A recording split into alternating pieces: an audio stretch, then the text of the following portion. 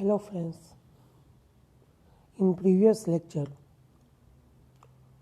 we discussed about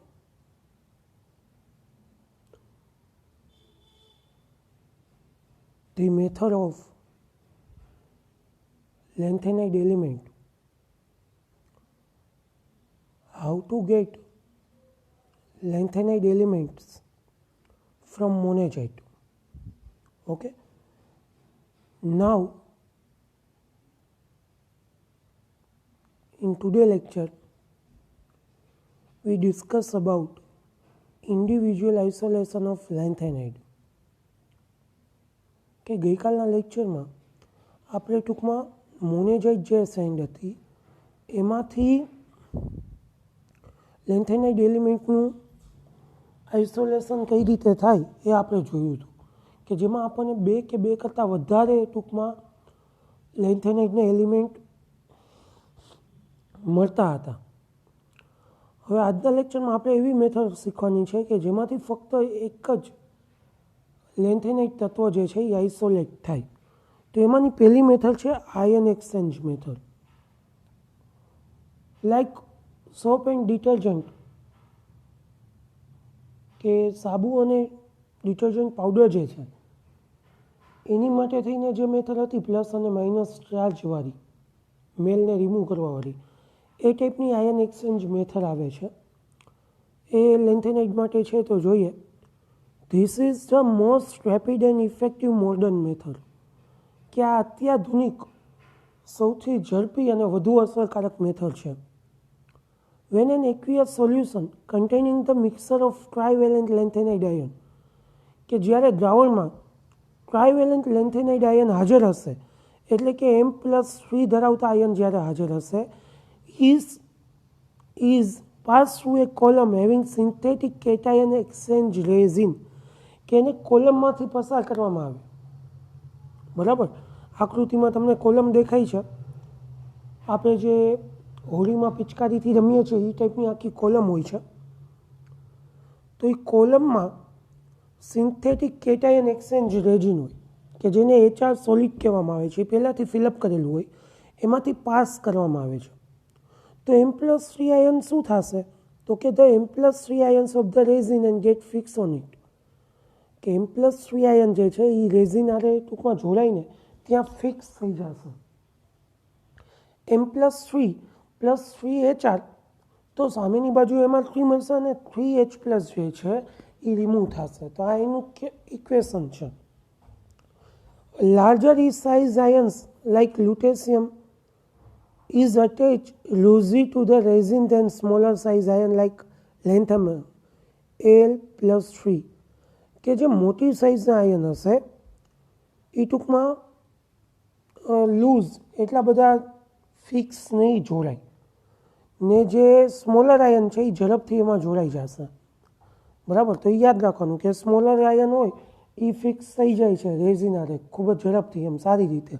ને જ્યારે larger સાઇઝના ion છે એ જોડાય તો છે જ, પણ થોડાક લૂઝ હોય છે. In order to recover this M+ ion fix on resin, the column is eluted with citric acid ammonium citrate solution. કે હવે જ્યારે M+3 આયન જે છે એ જોડાઈ જાય ને બાકીનું દ્રાવણ નીચે નીકળી જાય એટલે એને રિમૂવ કરી નાખ્યું. હવે ફક્ત કોલમમાં કોણ છે રેઝિન સાથે? તો કે તમારા જે એલિમેન્ટ છે એના આયન છે જોડાયેલા રેઝિન આરે. તો ત્યાર પછી ઉપરથી તમારે કોનું સોલવન્ટ એડ કરવાનું છે? સાઇટ્રિક એસિડ અને એમોનિયમ સાઇટ્રેટનું. આપણને જો આકૃતિમાં બતાવેલું છે કે સાઇટ્રિક એસિડ અને એમોનિયમ સાઇટ્રેટ અને બફર સોલ્યુશન જે છે એ એડ કરવાનું. બરાબર, સૌથી પહેલાં આયન એક્સચેન્જ રેઝિન જે છે એ સ્ટેશનરી ફેઝ છે. પછી આપણું જે એક્વિયસ સોલ્યુશન છે મિક્સરનું લેન્થેનાઇડ આયનનું, એ સોલવન્ટ તરીકે વર્તશે, મોબાઈલ ફેઝ તરીકે. બરાબર, તો આ રીતે આખું જોડાય. તો એના ઉપરથી તમે કહી શકો કે the column eluted with citric acid ammonium citrate solution. કે કોલમ જે છે એ ધીમે ધીમે ટૂંકમાં એમાંથી એલિમેન્ટ બહાર આવશે. બરાબર, ઇલ્યુટેડ થશે સાઇટ્રિક એસિડ એમોનિયમ સાઇટ્રેટ આરે. During this elution process ammonium ions and M citrate complex are form. કે એમાં અમોનિયમ NH4+ આયન બને છે અને M સાઇટ્રેટના કોમ્પ્લેક્સ જે છે એ બનશે. બરાબર, ને ઇલ્યુએટ જે છે સેપરેટ આયન જે છે એ બીકરમાં ધીમે ધીમે આવી જશે. હવે જે લૂઝલી બાઉન્ડેડ M+3 આયન છે કે જે લૂઝલી બાઉન્ડ થયા છે, બરાબર, બહુ ફિક્સ નથી થયું, એ સૌથી પહેલાં બહાર આવશે. એ ખાસ યાદ રાખજો, બરાબર, કે સૌથી પહેલાં કોણ બહાર આવશે? તો કે loosely bound M+3 ion comes first, બરાબર. ને ત્યાર પછી જે ફર્મલી બાઉન્ડ છે એટલે કે ફિક્સ જોડાયેલા છે એ ધીમે ધીમે બહાર આવશે એના પછી. Thus L U citrate comes out first. આપણને ખબર છે લ્યુટેશિયમના લાર્જર છે આયન, એટલા માટે એ પહેલાં આવશે અને લેન્થેનમના ત્યાર પછી આવશે. This process has to be repeated solution by careful control of concentration of citric acid અને એમોનિયમ સાઇટ્રેટ સોલ્યુશન. કે આ ફરી પછી છે ને 2-3 વખત કરવામાં આવે આના પ્રોસેસ, બરાબર. ત્યાર પછી ડાયલ્યુટ EDTA દ્રાવણ જે છે એ બફર સોલ્યુશન એટલે pH8 ઉપર ટૂંકમાં વાપરી શકાય છે. અને HR એટલે શું છે રેઝિન તરીકે? તો કે સલ્ફોનેટેડ પોલિસ્ટ્રાઇલિન અથવા ઇનસોલ્યુબલ સ્ટ્રોંગ એસિડને લેવામાં આવે. આ બેને ટૂંકમાં તમે રેઝિન તરીકે વાપરી શકો છો, બરાબર. તો આ પહેલી મેથડ થઈ ગઈ છે આયન એક્સચેન્જ મેથડ, જેમાં LU અને LA આ બંનેના ટૂંકમાં આયન એક્સચેન્જ મેથડની મદદથી ટૂંકમાં આપણે એને સેપરેટ આઉટ કરશું. તો સૌથી પહેલાં LU બહાર આવશે કારણ કે એની સાઇઝ લાર્જ છે, ને ત્યાર પછી LA કારણ કે એની સાઇઝ કેવી છે? સ્મોલ છે. ઓકે, તો આ પહેલી મેથડ થઈ ગઈ. હવે આપણે બીજી સેકન્ડ લાસ્ટ મેથડ જોઈએ તો એ છે સોલ્વન્ટ એક્સટ્રેક્શન મેથડ, બરાબર. The difference in the value of partition coefficient, બરાબર. પાર્ટીશન કોએફિશિયન્ટનું જે ડિફરન્સ છે એના આધારે બે સોલ્વન્ટનો ઉપયોગ કરીને તમે એને અલગ કરી શકો છો, જેને સોલ્વન્ટ એક્સટ્રેક્શન મેથડ કહેવાય. એક તો છે લેન્થેનમ અને બીજું છે ગેડોલિનિયમ. બંનેનું નાઇટ્રેટનું દ્રાવણ લેવાનું છે અને બંનેને ટૂંકમાં આ મેથડથી અલગ કરવાના છે. In this method a dilute aqueous nitric acid solution of lanthanide in extracted by means of counter following solution, કે એમાં સોલ્યુશનનો મદદ કરવામાં આવે. એ છે ટ્રાય એન બ્યુટાઇલ ફોસ્ફેટ ને કેરોસીન, બરાબર. આ બંનેનો ઉપયોગ કરીને કેટાયન જે છે ઓફ એલિમેન્ટ એ હાયર એટોમિક નંબર ધરાવે છે. તો જે હાયર એટોમિક નંબર હશે એ સૌથી પહેલાં બહાર આવશે ને ત્યાર પછી ડિક્રીઝ થયેલા નંબર જે છે એ વારાફરતી બહાર આવતા હોય છે, બરાબર. તો એની માટે સુટેબલ કન્ડિશન હોવી જોઈએ જેમાં ફોસ્ફેટ એક્સ્ટ્રા અથવા તો એસિડ આ બંનેનો ઉપયોગ કરવામાં આવે છે. તો આને કહેવાય સોલ્વન્ટ એક્સટ્રેક્શન મેથડ, બરાબર. તો અહીંયા આપણી જે ઇન્ડિવિજ્યુઅલ મેથડ છે સેપરેશન માટેની અથવા તો આઇસોલેશન કરવાની, એ બે મેથડ ને એક કોમન મેથડ જે હતી, બરાબર, એ બંને મેથડ આજે અહીંયા આપણે પૂરી કરીએ છીએ. તો ખાસ ધ્યાન રાખીને આજના દિવસમાં આ બે મેથડ કરી નાખજો. એક છે આયન એક્સચેન્જ મેથડ અને બીજી છે સોલ્વન્ટ એક્સટ્રેક્શન મેથડ. ઓકે, ને હવે આપણે જોઈએ ઇલેક્ટ્રોનિક કોન્ફિગ્યુરેશન એટલે ઇલેક્ટ્રોનિક રચના ફોર લેન્થેનાઇટ સિરીઝ. તો એમાં બધાના તમને નામ આપી દીધા છે, જો તમને ખ્યાલ આવી જશે.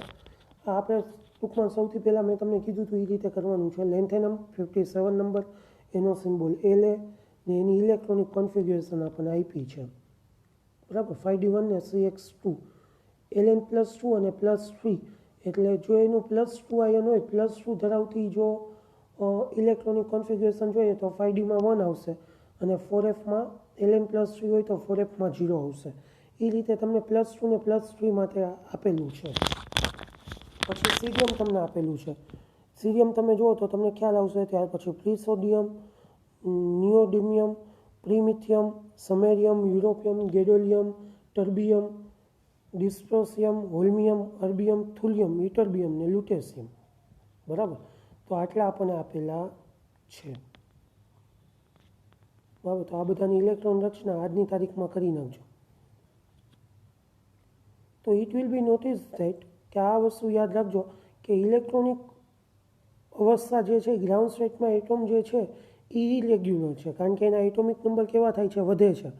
પણ એ બધા ટ્રાય પોઝિટિવ આયન છે. કેવા પોઝિટિવ આયન છે? ટ્રાય પોઝિટિવ એટલે 3+ અવસ્થા ધરાવે છે. The most stable oxidation state of lanthanide are of the form of 4Fn. કે એની મોસ્ટ સ્ટેબલ કોઈ અવસ્થા હોય તો છે 4Fn. બરાબર. તો એના ઉપરથી તમે કહી શકો કે એનું એટોમિક સ્ટેટ જે છે ઝેનોન કમ્પ્લીટ 4f 1 થી 14 5d1 ને CX2 છે એની કોમન ઇલેક્ટ્રોન રચના. બરાબર. 4f અને 5d ઓર્બિટલ જે છે ક્લોઝલી છે, સિમિલર છે. ઇન ઓલ લેન્થેનાઇડ, ગેડોલિનિયમ અને lutetium 5d1 electron get shifted to 4f orbital. આપણને કોપરને એ યાદ હશે તમને, 25 નંબરને 24 નંબર અને 29 નંબરનું એટોમ. તો એના જેવું આનામાં થાય. બરાબર. કે એક ઇલેક્ટ્રોન જે છે એ 5d કક્ષકમાં ટૂંકમાં ખાલી વધે એ ટાઈપનું 5d1માં હોય જાય એમ. તો એ તમારે યાદ રાખવાનું કે 5d1માં જોવા મળે છે 64 નંબર અને 71 નંબર. આ બે યાદ રાખજો. એની ઇલેક્ટ્રોન રચના તમને એક્ઝામમાં 1 માર્કમાં પૂછાઈ શકે. બરાબર. ત્યાર પછીનો આજનો છેલ્લો ક્વેશ્ચન આપણે જોઈએ તો એ છે એની ઓક્સિડેશન અવસ્થા અને એની સ્ટેબિલિટી. તો લેન્થેનાઇટ તત્વોની આપણે વાત કરીએ તો મોટાભાગની જે એની ઓક્સિડેશન અવસ્થા છે એ +2 છે, કાં તો +3 છે અને +4 છે. એમાંની સૌથી વધારે જો કોઈ મોસ્ટ સ્ટેબલ ઓક્સિડેશન અવસ્થા હોય તો એ છે +3 ઓક્સિડેશન અવસ્થા, કે જે સૌથી મોસ્ટ સ્ટેબલ ઓક્સિડેશન અવસ્થા છે. બરાબર. M+2 અને M+3 આયન જે છે એ કન્વર્ટેડ થઈ છે M+3 આયનમાં. તો ઇવિડન્ટ છે કે સૌથી સ્ટેબલ કોણ છે? M+3 છે. તો સમેરિયનનું એક્ઝામ્પલ તમે આપી શકો છો અને સીનું આપી શકો છો. એસનમાં જો +2 છે તો પાણી હારે પ્રક્રિયા કરીને SM+3 બની જાય. એ રીતે સીરિયમમાં તમે જુઓ તો +4 છે. બરાબર. સીરિયમમાં તમે જુઓ તો +4 છે, પણ આયન હારે પ્રક્રિયા કરીને +3 બની જાય. હવે એના ઉપરથી તમે કહી શકો +4 જે છે એ ગુડ ઓક્સિડાઇઝિંગ એજન્ટ છે, જ્યારે SM+2 જે છે એ રિડ્યુસિંગ એજન્ટ છે. તો આવો ક્વેશ્ચન પૂછો તો એમાં આ જ ઇક્વેશન લખવાનું કે SM+2 ગુડ રિડ્યુસિંગ એજન્ટ છે. સમજાવું તો કે પાણી હારે પ્રક્રિયા કરીને +3 બની જાય ને H2 મુક્ત કરે એટલે રિડ્યુસિંગ એજન્ટ થઈ ગયું. ઓલું +3 બની જાય છે એટલા માટે ઓક્સિડાઇઝિંગ એજન્ટ છે. બરાબર. ને એનું કોન્ફિગ્યુરેશન જે છે એ +2 +3 અને +4 ઓક્સિડેશન અવસ્થા પણ ધરાવે છે. લેન્થેનમ +3 જે છે એમાં 4f0 આવશે. સીરિયમ +4 જે છે એનું કોન્ફિગ્યુરેશન એને સ્ટેબિલિટી આપે છે અને ઓક્સિડેશન સ્ટેટ છે એનું હાયર રિલેટેડ સ્ટેબિલિટી માટે. પછી EU GD ગેડોલિયમ ટર્બિયમ એ 4f7 છે ને એની ઓર્બિટલ જે છે એ હાફ ફિલ છે, એટલા માટે +2 +3 અને +4 ઓક્સિડેશન અવસ્થા ધરાવે છે. કોની કઈ ઓક્સિડેશન અવસ્થા સ્ટેબલ છે એ આમાં લખવાનું છે. ઇટરબિયમ અને લ્યુટેશિયમ જે છે એ +2 અને +3 ધરાવે છે. એના 4fમાં 14 ઇલેક્ટ્રોન છે જે કમ્પ્લીટલી ફિલ્ડ છે. પછી પ્રીમિથિયમ છે PR4, એમાં 4f1, સમેરિયમમાં 4f6, પછી dy+2માં 4f10 અને TM માટે 4f13 છે. બરાબર. ડાઈ હેલાઇડ બનાવે છે. તો આ રીતે ટૂંકમાં તમે એની ઓક્સિડેશન સ્ટેટ અને અવસ્થા લખી શકો છો, જે 2 માર્કમાં પૂછાઈ શકે એવો ક્વેશ્ચન છે. બરાબર. ત્યાર પછી એની મેગ્નેટિક પ્રોપર્ટી છે, પણ એ આપણે આવતીકાલે ડિસ્કસ કરશું. આજે અહીંયા સુધી રાખીએ. આભાર.